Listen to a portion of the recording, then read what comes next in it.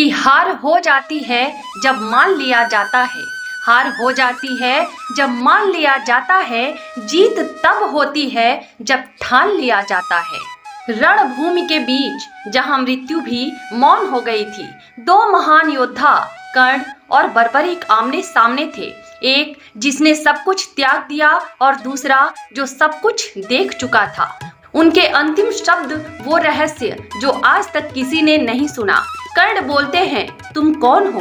बर्बरीक कहते हैं, मैं वह हूँ जिसने संपूर्ण युद्ध देखा पर युद्ध का भागी ना बन सका। मैं बर्बरीक हूँ, भीम का पौत्र और घटोत्कच का पुत्र। कर्ण की सांसें गहरी हो रही थी। उसने बर्बरीक की आंखों में झांकते हुए पूछा। कर्ण बोलते हैं, तो तुमने सब देखा?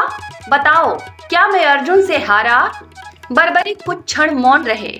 उनके मुख पर गंभीरता और करुणा दोनों थी।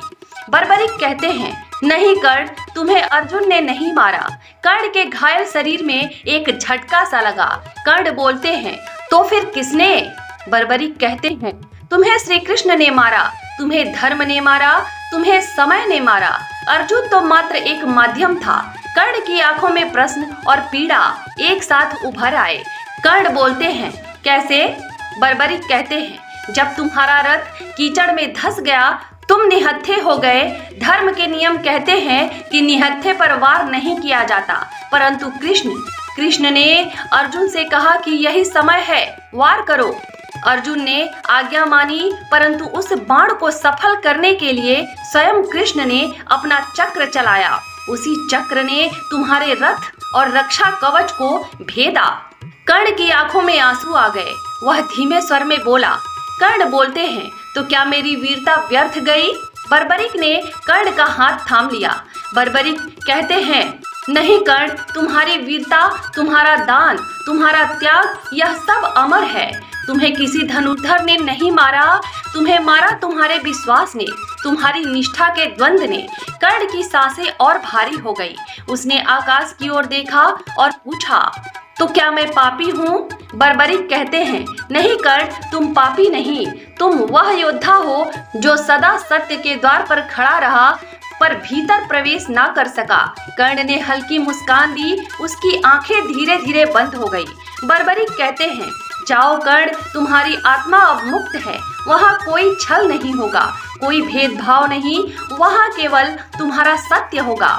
बर्बरीक कहते हैं, ना मैं देव हूँ ना प्रेत, मैं वह हूँ जिसने युद्ध का हर श्वास देखा। युद्ध भूमि मौन हो गई, केवल गूंज रह गई। एक वीर की अमर कथा। सूर्यपुत्र जन्म से ही दिव्य कवच कुंडल से युक्त, जन्म लेते ही उसे एक अजेय योद्धा बनने का वरदान मिला, परंतु विडंबना यह रही कि उसका पालन पोषण एक सारथी के घर में हुआ। समाज ने उसे बार बार अपमानित किया, किंतु उसी अपमान ने उसे एक ऐसा योद्धा बनाया जो हर चुनौती को स्वीकार करता रहा। गुरु परशुराम ने ब्रह्मास्त्र और दिव्यास्त्रों का ज्ञान प्राप्त किया, परंतु श्राप भी मिला कि आवश्यकता के समय वह इन्हें स्मरण न कर पाएगा। बर्बरीक घटोत्कच का पुत्र, भीम का पौत्र, बचपन से ही अद्वितीय शक्ति से संपन्न माँ हिडिंबा ने उसे व्रत दिलाया कि युद्ध में वह सदैव कमजोर पक्ष का साथ देगा। स्वयं शिव ने उसे 3 अभेद्य बाण प्रदान किए। एक बाण से शत्रु की पहचान, दूसरा बाण से उनका वध और तीसरा बाण से सब कुछ समाप्त कर पुनः पूर्ववत करने की अद्भुत शक्ति। उसके पास ऐसा धनुष था जिससे संपूर्ण युद्ध कुछ ही क्षणों में समाप्त हो सकता था। शौर्य और सामर्थ्य का तुलनात्मक चित्रण। कर्ण का शौर्य उसके जीवन संघर्ष से निकला था। वह निरंतर अभ्यास करता, हर युद्ध को अपने सम्मान की लड़ाई मानता। उसके पास असंख्य दिव्यास्त्र थे, परंतु वे सीमित प्रयोग योग्य थे। बर्बरीक का शौर्य असाधारण था। उसके 3 बाण पूरे महायुद्ध को एक क्षण में समाप्त करने में सक्षम थे, किंतु उसकी शपथ कमजोर का साथ देने की उसे युद्ध में निष्पक्ष नहीं रहने देती। यदि वह युद्ध भूमि में उतरता तो हर बार कमजोर पक्ष का समर्थन करता और युद्ध कभी समाप्त ही ना होता। रणनीति बनाम अद्वितीय शक्तिकरण की शक्ति उसके साहस, अधिकता और रणनीति में थी। वह जानता था कि जब तक जीवन की अंतिम सांस बाकी है तब तक रणभूमि में टिके रहना ही वीरता है। उसका युद्ध कौशल व्यक्तिगत पराक्रम पर आधारित था, एक एक शत्रु से सामना कर पराजित करना। बर्बरिक की शक्ति उसकी अद्भुत बाण विद्या थी। उसके 3 बाण ही पर्याप्त थे संपूर्ण सेना को नष्ट करने के लिए। उसके लिए रणभूमि केवल लक्ष्य साधने का स्थान था, ना रणनीति की आवश्यकता, ना लंबी लड़ाई की। बलिदान का चरम रूप कर्ण का बलिदान उसके जीवन भर के संघर्ष में निहित था। उसने कभी अपने जन्म का गर्व नहीं किया, अपने गुरु के श्राप को भी सम्मान पूर्वक स्वीकारा और अंत में अपने प्राण भी दान के धर्म पर अर्पित कर दिए। युद्ध के बीच में भी उसने अपना कवच कुंडल दान कर दिए, वह भी शत्रु इंद्र को। बर्बरिक का बलिदान और भी अद्वितीय था। जब श्री कृष्ण ने उससे उसकी शक्ति का रहस्य पूछा और समझाया कि उसके 3 बाण पूरे युद्ध को नष्ट कर देंगे, तब बर्बरिक ने स्वयं अपना शीश दान कर दिया। वह युद्ध में लड़ा नहीं, परंतु उसका शीश संपूर्ण युद्ध का साक्षी बना। श्रेष्ठ कौन? यदि केवल शक्ति की दृष्टि से देखें तो बर्बरिक का स्थान सर्वोपरि है।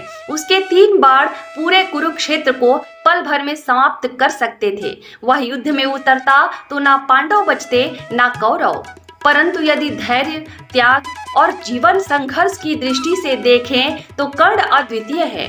उसने शाप, अपमान, राजनीति सबके बावजूद अंत तक युद्ध लड़ा और अपनी वीरता सिद्ध की। वह न हार मानता न पीछे हटता। कुरुक्षेत्र के बाद जब श्री कृष्ण से पूछा गया कि युद्ध का सर्वश्रेष्ठ योद्धा कौन था, तो उन्होंने उत्तर दिया कि यदि बर्बरिक युद्ध में उतरता तो उसकी शक्ति के आगे सब तुच्छ हो जाते, परंतु कर्ण की वीरता, उसकी निरंतरता और उसके संघर्ष में थी। दोनों अपने अपने स्थान पर अद्वितीय हैं, एक शक्ति का प्रतीक, दूसरा त्याग का। आइए चले उस रात में जब तारों भरे आसमान के नीचे एक पिता के शब्दों ने बच्चों के जीवन की दिशा बदल दी। यह कहानी बताएगी कि सच्ची वीरता तलवार या धनुष में नहीं, बल्कि त्याग और निस्वार्थ भाव में छुपी होती है।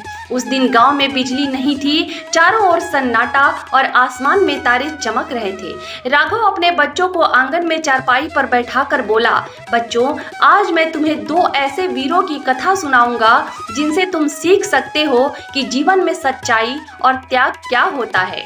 यह कथा है कर्ण और बर्बरिक की। बच्चों की आंखों में चमक थी। गौरी बोली, बाबा, यह दोनों कौन थे? राघव ने मुस्कुराते हुए कहना शुरू किया, कर्ण की कथा दानवीर का आदर्श। कर्ण महाभारत का वह योद्धा था जिसे सूर्यपुत्र कहा जाता है। जन्म से ही उसने बहुत दुख देखे।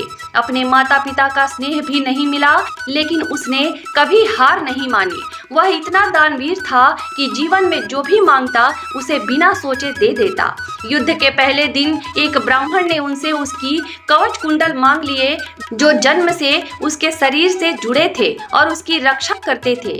जानते हो बच्चों, उसने वह कवच कुंडल बिना एक पल सोचे उतार कर दे दिए। भले ही उसे पता था कि उससे उसकी मृत्यु निश्चित हो जाएगी। इससे हमें क्या सीख मिलती है? जब हालात कठिन हो, लोग तुम्हें गलत समझें, तब भी सही काम करना ही सच्चा साहस है।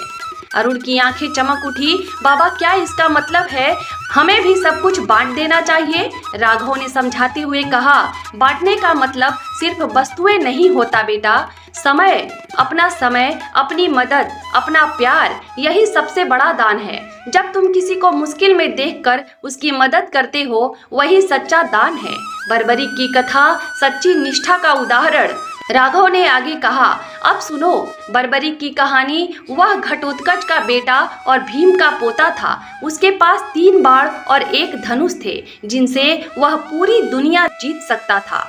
लेकिन युद्ध में उतरने से पहले श्री कृष्ण ने उससे पूछा, तुम किसका पक्ष लोगे? बर्बरिक ने कहा, जो भी हारता दिखेगा मैं उसका साथ दूंगा।